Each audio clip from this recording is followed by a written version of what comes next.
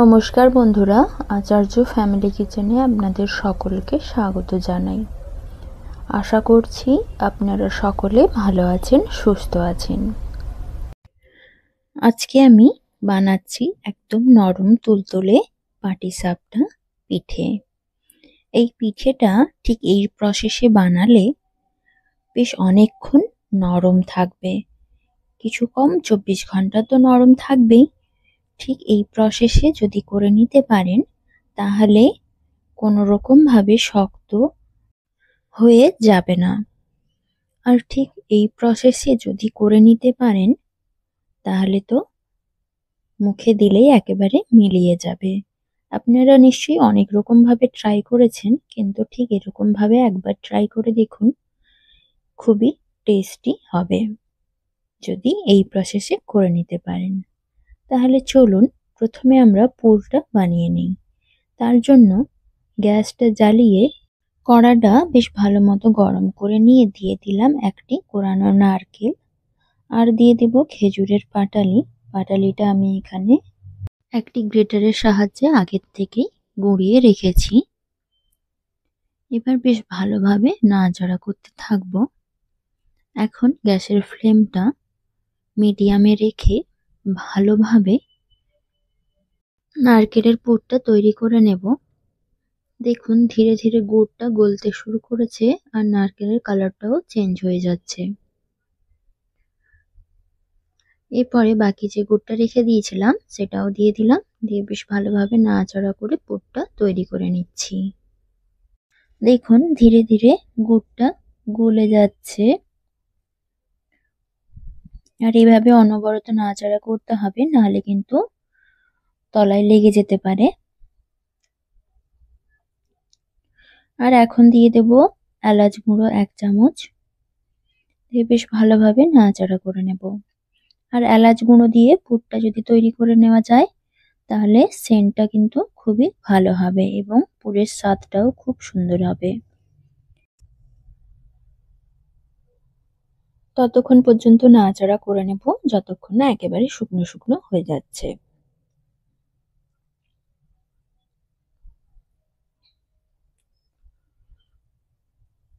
গুড়ের এখনো চিটচিটে ভাবটা আসেনি, তাই আরো ভালোভাবে নাড়াচাড়া করে দেখুন পুরটা একেবারে শুকিয়ে নিয়েছি। কেমন দেখুন দলা পাকিয়ে যাচ্ছে, একেবারে শুকনো করে নিয়েছি। এই পর্যায়ে আমি এখানে অ্যাড করে দেব 250 গ্রাম দুধ। দুধটা বেশ অল্প অল্প করে মিশিয়ে নেব। প্রথমে অর্ধেক দুধ দিয়ে ভালোভাবে নাড়াচাড়া করে পাক দিয়ে নেব। আর এই পর্যায়ে গ্যাসের ফ্লেমটা মিডিয়ামে রেখে দেব। দেখুন বেশ কিছুক্ষণ নাড়াচাড়া করে নিচ্ছি, আর দুধটা দেওয়ার জন্য কালারটাও একটু চেঞ্জ হয়ে গেছে।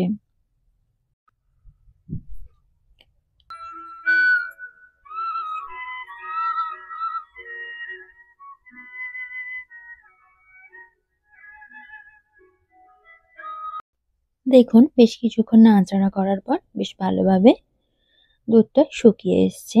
আর এই পর্যায়ে আমি চিনেবাদাম 50 গ্রাম ক্রাশ করে নেব। চিনেবাদামগুলো খোসা ছাড়িয়ে ক্রাশ করে নিয়ে চলে এলাম। এখন চিনেবাদামের গুঁড়োটা দিয়ে দেব, দিয়ে বেশ ভালোভাবে নাড়াচাড়া করতে থাকবো। বাদাম দিয়েও যদি পুরটা করে নেওয়া যায় তাতে করে টেস্টটাও খুবই ভালো হবে। আর সেই সঙ্গে দিয়ে দিচ্ছি বাকি যে দুধটা ছিল সেটা দিয়ে বেশ কিছুক্ষণ সময়ের জন্য মিডিয়াম ফ্লেমে করে পুরটা ফাইনালি তৈরি করে নেব।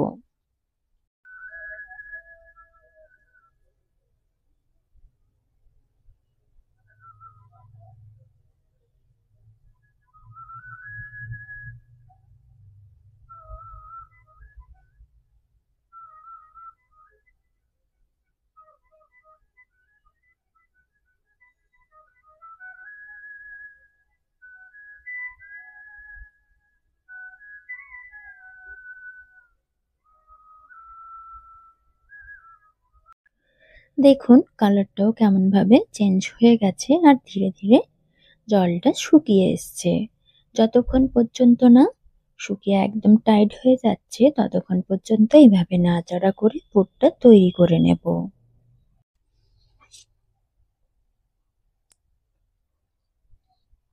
এখন ফুল ফ্লেমে করে ভালোভাবে পুরটা তৈরি করে নিচ্ছি। আর দেখুন পুরটা বেশ ভালো মতো তৈরি হয়ে গেছে, বেশ টাইট হয়ে গেছে। এখন পুরের মধ্যে বেশ একটা চিটচিটে ভাব চলে এসছে। এখন আমি একটি থালায় করে তুলে মিলে দেব, যাতে করে খুব ভালো মতো ঠান্ডা হয়ে যায় তাড়াতাড়ি করে।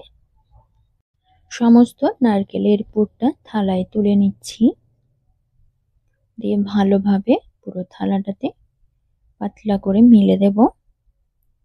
আর ঠিক এই প্রসেসে পুরটা বানিয়ে নিলে পুরের টেস্টটাও কিন্তু খুবই ভালো হবে। আর দেখুন পুরটা ঠিক এইভাবে তৈরি করে নিয়েছি, কতটা সুন্দর হয়েছে। এখন আমি ব্যাটারটা তৈরি করে নেব। সেই জন্য একটি পাত্রে নিয়ে নিচ্ছি ময়দা 3 কাপ। ময়দা 3 কাপ সমান কোয়ান্টিটিটা দাঁড়াচ্ছে 500 গ্রাম ময়দা। এবার অল্প অল্প জল দিয়ে ভালোভাবে ময়দাটা এভাবে ফেটাতে থাকবো। অল্প অল্প জল দিতে থাকবো আর ময়দার গোলাটা তৈরি করে নেব।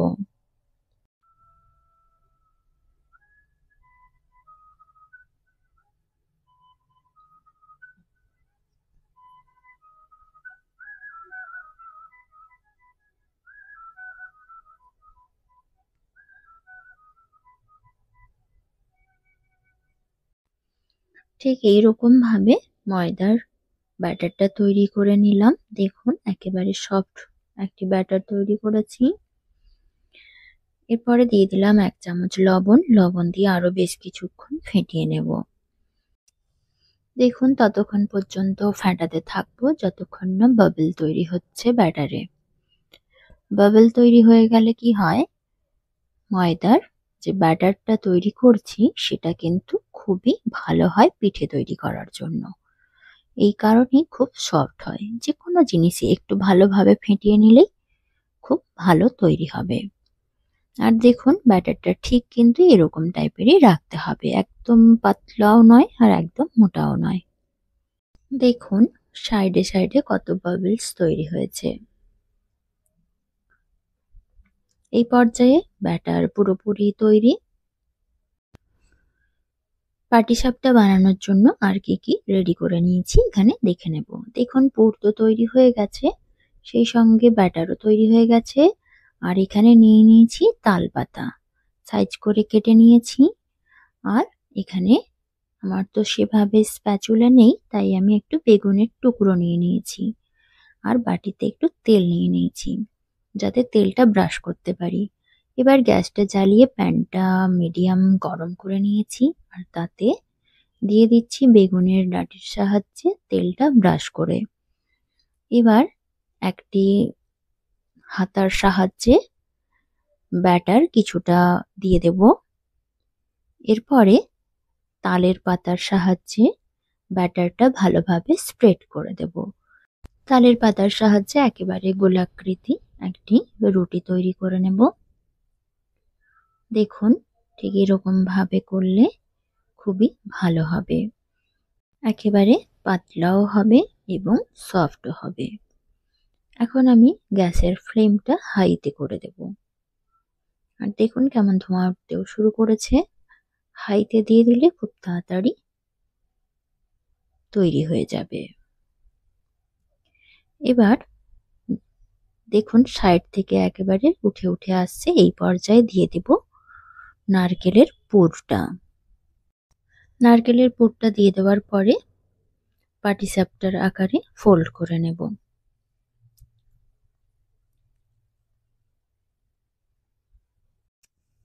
দেখুন ঠিক এরকম ভাবে আমি ফোল্ড করে নিচ্ছি।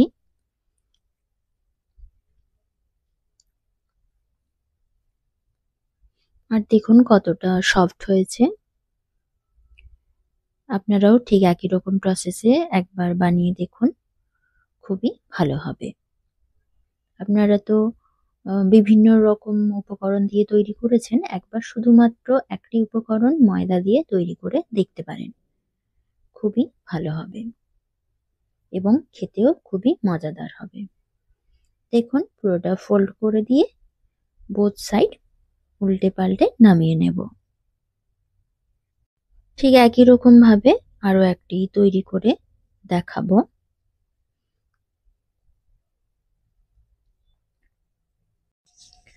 ঠিক একই প্রসেসে বেগুনের ডাঁটির সাহায্যে তাওয়াতে ভালোভাবে তেলটা ব্রাশ করে দেব। আমি এখানে আধুনিকতার পাশাপাশি একটু পুরনো ঐতিহ্য রেখেছি। আগেকার দিনের ঠাকুমা দিদারা ঠিক এই প্রসেসেই তৈরি করতেন। তখন তো এত স্প্যাচুলা ছিল না, তাই বেগুন বা যে কোনো সবজির ডাঁটি দিয়ে তৈরি করতেন। আমি ঠিক ওটাই দেখানোর চেষ্টা করলাম। আর আপনাদের কেমন লাগছে অবশ্যই কমেন্টে জানাবেন। আর সেই সঙ্গে এক হাতা ব্যাটার দিয়ে ভালোভাবে তালপাতার সাহায্যে একটি গোলাকৃতি রুটির তৈরি করে নিলাম। এবার ফুল ফ্লেমে করে বেশ কিছুক্ষণ হিট করে নিয়ে দিয়ে দেব নারকেলের পুরটা। পুরটা দিয়ে দেওয়ার পরে পাটিসাপটার আকারে ফোল্ড করে নেব। ফোল্ড করে নিয়ে বোথ সাইড উল্টে পাল্টে নামিয়ে নিলে তৈরি হয়ে যাবে আরো একটি পাটিসাপটা। আমার এই রেসিপি যদি আপনাদের ভালো লাগে অবশ্যই লাইক, কমেন্ট, শেয়ার করবেন। সেই সঙ্গে আমার চ্যানেলটা সাবস্ক্রাইব করে বেল আইকনে প্রেস করে দেবেন, যাতে করে সমস্ত নোটিফিকেশনগুলো সবার আগে পেয়ে যান। এদিকে আরো একটি পাটিসাপটা তৈরি হয়ে গেছে। এবার আবারও 3 নাম্বার পাটিসাপটাটা তৈরি করে নেব। সেই জন্য তাওয়াতে তেল ব্রাশ করে দিয়ে দিলাম এক হাতা ব্যাটার। ব্যাটারটা দিয়ে বেশ ভালোভাবে তালপাতার সাহায্যে গোলাকৃতি রুটিটা তৈরি করে নেব। এখন গ্যাসের ফ্লেমটা হাইতে রেখে দেব। যখন ব্যাটারটা দেবেন গ্যাসের ফ্লেমটা একেবারেই যেন লোতে থাকে। ব্যাটারটা দিয়ে ভালোভাবে রুটিটা তৈরি করার পরেই গ্যাসের ফ্লেমটা হাইতে করবেন, তারপরে আবার লো ফ্লেমে করে দেবেন পুরটা দিয়ে দেওয়ার ঠিক পরে, নাহলে কিন্তু তাওয়ায় লেগে যাওয়ার সম্ভাবনা থাকবে। এভাবে হাই টু লো ফ্লেমে পাটিসাপটাগুলো তৈরি করতে হয়। আর এখন দেখুন পুরটা দিয়ে এভাবে পাটিসাপটার আকারে ফোল্ড করে নিচ্ছি।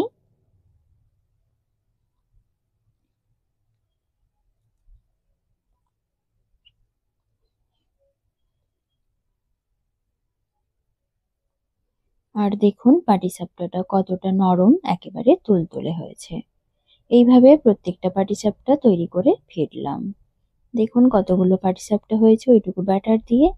এবার পাটিসাপটাগুলো বেশ অল্প পরিমাণ তেল দিয়ে ভেজে নেব। তাওয়াতে দিয়ে দিলাম 1 চামচ রিফাইন তেল। তেল দিয়ে 4টি পাটিসাপটা দিয়ে বোথ সাইড লাল লাল করে ভেজে নেব।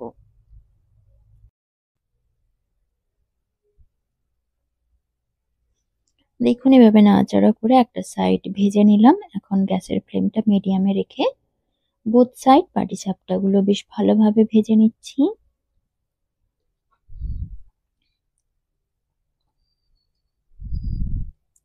দেখুন এগুলো ভাজা হয়ে গেছে। এখন তুলে রেখে দিলাম একটি পাত্রে। আবারও প্যানে দিয়ে দিলাম 1 চামচ রিফাইন তেল। তেলটা দিয়ে দেওয়ার পরে প্যানে দিয়ে দেব পাটিসাপটাগুলো। দিয়ে এভাবে নাড়াচাড়া করে তেলটা যাতে ভালোভাবে পাটিসাপটাতে মিশে যায়, দিয়ে উল্টে পাল্টে অপর সাইডটা বেশ লাল করে ভেজে নিচ্ছি।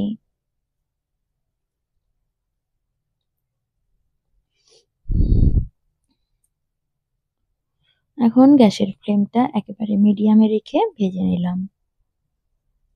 আবারও তাওয়াতে দিয়ে দিলাম 1 চামচ রিফাইন তেল। আর তেলটা গরম করে নিয়ে দিয়ে দিচ্ছি পাটিসাপটাগুলো। পাটিসাপটাগুলো বেশ ভালোভাবে এখন নাড়াচাড়া করে নেব। করে নিয়ে অপর সাইডটা উল্টে বেশ ভালোভাবে লাল করে ভেজে নেব। আপনারাও ঠিক একই রকম প্রসেসে করে দেখবেন, খুবই ভালো হবে। এই রেসিপিটি আমার দিদার কাছ থেকে পাওয়া। উনি খুব ভালোই পিঠে বানাতেন। এবারে বাকি যে ৩টে পিঠে রয়ে গেছে সেইটা আমি লাস্ট ঘিয়ের সাহায্যে একটু ফ্রাই করব, যাতে করে সেন্টটা খুবই ভালো হয়। দুরকম ভাবে ভেজে দেখলাম কেমন হয়। দেখুন বোথ সাইড বেশ ভালোভাবে লাল লাল করে ভেজে নিচ্ছি। এই পর্যায়ে ভাজার কাজ প্রায় কমপ্লিট। এখন আমি পাটিসাপটাগুলো একটি থালাতে করে ভালোভাবে পরিবেশন করে দেব।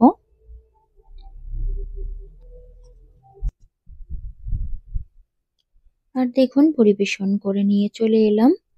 পাটিসাপটাগুলো কতটা সুন্দর হয়েছে। যদিও আমি এটা চিনির পুর দিয়ে করতাম, একেবারে ধপধপে সাদা হতো। যেহেতু আমি গুড়ের পুর দিয়ে করেছি, তাই একটু লালচে কালার দেখাচ্ছে, বাট এরকম ভাবে বানিয়ে নিতে পারেন। তবুও দেখুন কিছু জায়গা একেবারে সাদা ধপধপে দেখাচ্ছে। আপনারা অনেকে সুজি, ময়দা বিভিন্ন রকম রেসিপি ট্রাই করেছেন, একবার আমার রেসিপিটি ট্রাই করে দেখতে পারেন। ধন্যবাদ সকল দর্শক বন্ধুদের। আপনারা সকলেই ভালো থাকবেন, সুস্থ থাকবেন এই কামনা করি। ফিরবো আবারও নতুন নতুন কোনো রেসিপি নিয়ে। আর অবশ্যই আপনারা কমেন্টে জানাবেন যদি কোনো নতুন রেসিপি আমার কাছে দেখতে চান, তাহলে অবশ্যই আমি ট্রাই করব সেটি বানানোর জন্য। ধন্যবাদ সকল দর্শক বন্ধুদের। আর নতুনদের ভালোবাসা জানিয়ে আজকে আমি এই পর্বটি শেষ করছি। নমস্কার।